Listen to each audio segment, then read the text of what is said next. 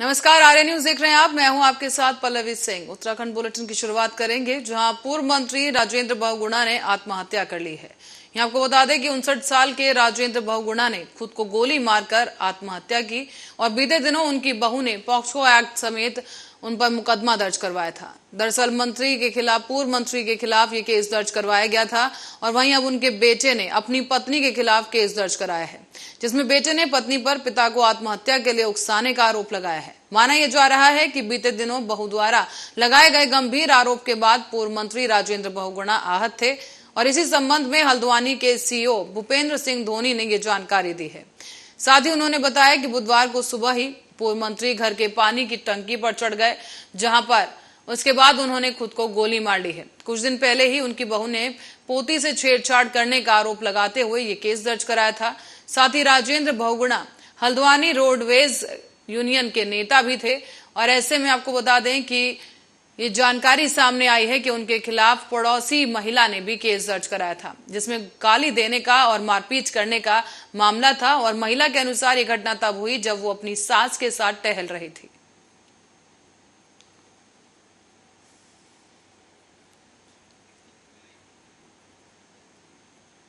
अखबावत चंपावत से है, जहां पर विधानसभा उपचुनाव में मुख्यमंत्री पुष्कर सिंह धामी का प्रचार गरमाने के लिए उत्तर प्रदेश के मुख्यमंत्री योगी आदित्यनाथ यहां पहुंचे हैं।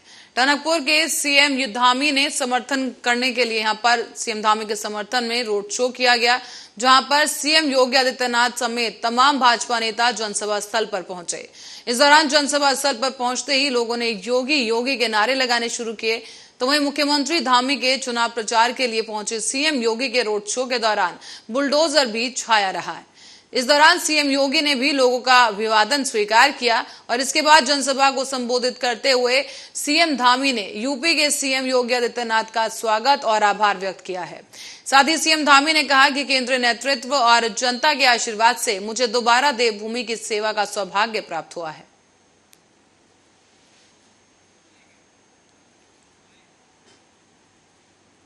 और इस बीच चारधाम यात्रा में तीर्थयात्रियों के साथ साथ घोड़े और खच्चरों की मौतें भी लगातार बढ़ रही हैं।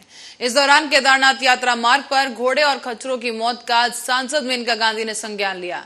इस पर पर्यटन मंत्री सतपाल महाराज एक्शन में आ गए और शुक्रवार को ही उन्होंने पशुपालन मंत्री सौरभ बहुगुणा से बातचीत कर घोड़े और खच्चरों की मौत के मामले में हस्तक्षेप करने को कहा।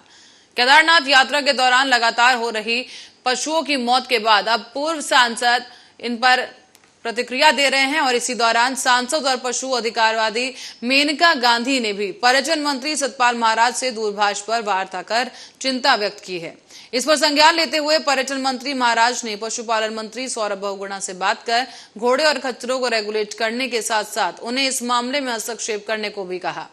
इस बीच महाराज ने पर्यटन सचिव दिलीप जावलकर को सख्त हिदायत दी है कि घोड़े और खच्चरों को चारा देने के बाद 3 से 4 घंटे का आराम मिलना चाहिए।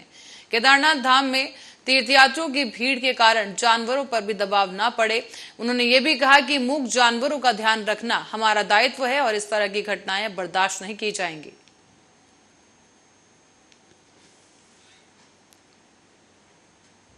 और चंपावत विधानसभा उपचुनाव में मुख्यमंत्री पुष्कर सिंह धामी का प्रचार गरमाने से अब उत्तरी उत्तर प्रदेश के सीएम योगी आदित्यनाथ भी वहां पहुंचे हैं।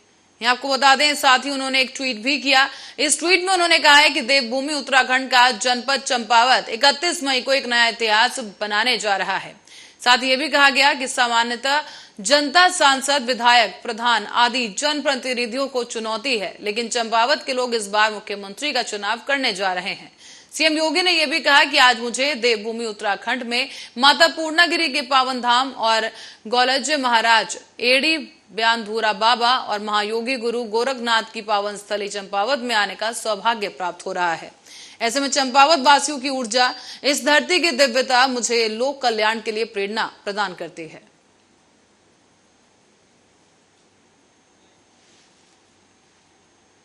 और रुक करेंगे अगली खबर की ओर। यहां फाटा से केदारनाथ हेली सेवा के नाम पर यात्रियों से 90,000 की ठगी का मामला सामने आया।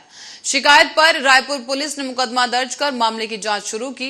तो वहीं रायपुर थाना प्रभारी अमरजीत सिंह ने बताया है कि मनोज लाल निवासी रायपुर ने तहरीर देकर बताया है कि ट्रैवल एजेंट मुकुल कोहली से 16 और 20 मई को फाटा से केदारनाथ के लिए हेलीकॉप्टर की टिकट बुक करवाने के लिए कहा था। उसने फाटा में बैठने वाले अंशुमन साहू से टिकट बुक कराने के लिए कहा और 16 मई को उत्तम वमन और उनके सह यात्री फाटा पहुंचे तो अंशुमन से संपर्क नहीं हो पाया।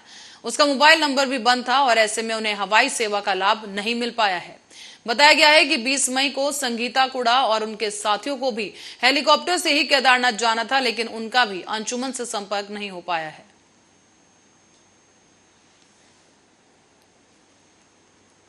और इस बीच बुकिंग की तारीख से पहले ही चारधाम यात्रा पर आने वाले तीर्थ यात्रियों को पुलिस ने जनपद की सीमा से ही वापस लौटा दिया। पुलिस का यहां कहना है कि कई तीर्थयात्री बुकिंग से 1 महीने पहले ही आ रहे हैं और गंगोत्री और यमुनोत्री धामों में भीड़ और ट्रैफिक के दबाव को कम करने के लिए पुलिस सख्त हो गई है। उत्तरकाशी पुलिस ने नगुण और डामटा बैरियर से करीब 250 से 300 तीर्थयात्रियों को वापस लौटाया।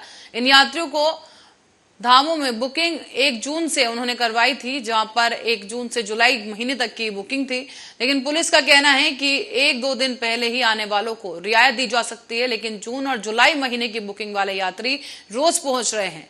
ऐसे में धामों में भीड़ और मार्गों पर ट्रैफिक का दबाव बढ़ रहा है, जिसको देखते हुए एसपी उत्तरकाशी अपर्णा यदुवंशी ने बताया कि शासन से सख्त निर्देश है कि पंजीकरण कराने वाले यात्रियों को ही यात्रा की अनुमति दी जाए, लेकिन 1 महीने बाद की बुकिंग वाले यात्री भी पहुंच रहे हैं, इसलिए उन्हें वापस लौटाया गया है। तो वहीं इस बीच ऋषिकेश में पंजीकरण की तिथि को लेकर टिहरी पुलिस ने भद्रकाली स्थित एसडीआरएफ के बैरियर से तीर्थयात्रियों को 30 बसों को लौटा दिया है और ये तीर्थयात्री यमुनोत्री जा रहे थे।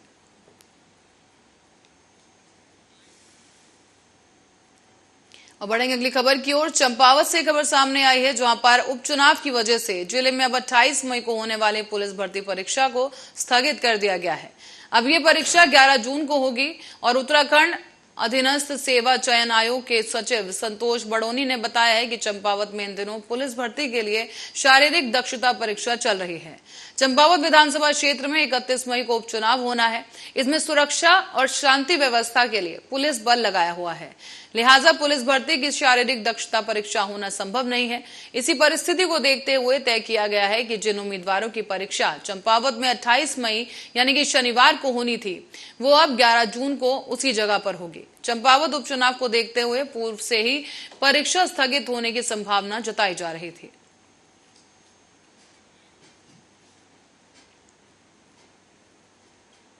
और सरकार की ओर से अपात्र राशन कार्ड धारकों के खिलाफ सख्त कार्रवाई की घोषणा के बाद अब अपात्र लोग बड़ी संख्या में कार्ड जमा कराने के लिए जिला पूर्ति कार्यालय पहुंच रहे हैं। अब तक करीब 3000 लोग अपने कार्ड सरेंडर कर चुके हैं और कार्ड सरेंडर करने के लिए डीएसओ कार्यालय में लोगों की भीड़ जुटी देखी गई। दरअसल सरकार की ओर से अपात्र राशन कार्ड धारकों को 31 मई तक अपने कार्ड सरेंडर करने को कहा गया था। चेतावनी भी दी गई थी कि इसके बाद जांच में अपात्र पाए जाने पर संबंधित के खिलाफ मुकदमा दर्ज किया जाएगा और कड़ी कार्रवाई होगी। सरकार की इसी घोषणा के बाद बड़ी संख्या में अपात्र लोग जिला पूर्ति कार्यालय पहुंचकर अपना कार्ड जमा कराने आए। यहां पर जिला पूर्ति अधिकारी जसवंत सिंह कंडारी ने बताया है कि अब तक 3000 लोग कार्ड जमा करा चुके हैं और पात्र और अपात्र को लेकर लोगों में असमंजस की स्थिति है। दरअसल वर्तमान में 3 प्रकार के कार्ड बनाए जा रहे हैं। इसमें अंत्योदय राष्ट्रीय खाद्य योजना का सफेद कार्ड है और इसके ऊपर वर्ग के लोगों के लिए पीला कार्ड शामिल है।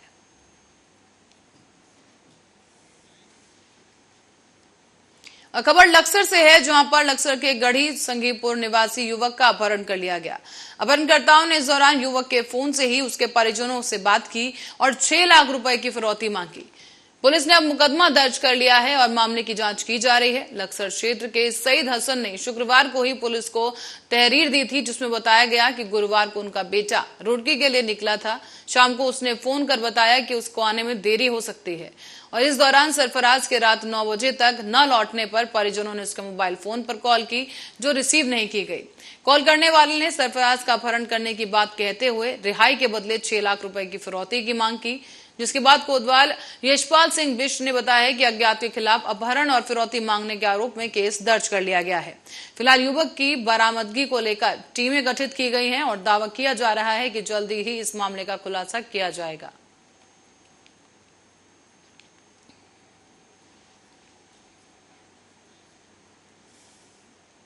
और इस बीच उत्तराखंड गठन से लेकर अब तक माननीयों के वेतन में 15 तो भत्तों में करीब 30 गुना तक का इजाफा हो चुका है। आमतौर पर कर्मचारियों के वेतन भत्ते बढ़ाने पर सरकारें कंजूसी करती हैं, लेकिन माननीयों को लेकर नियम बिल्कुल इससे अलग है।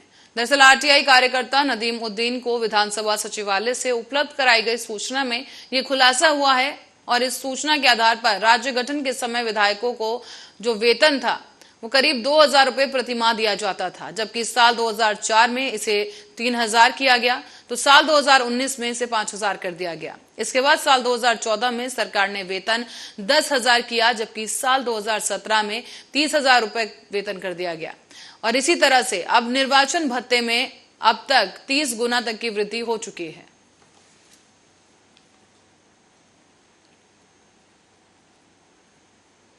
और इस बीच उत्तराखंड की पुष्कर सिंह धामी सरकार ने एक बड़ा फैसला लेते हुए यूनिफॉर्म सिविल कोड के लिए 5 सदस्यों की ड्राफ्टिंग कमेटी बना दी है।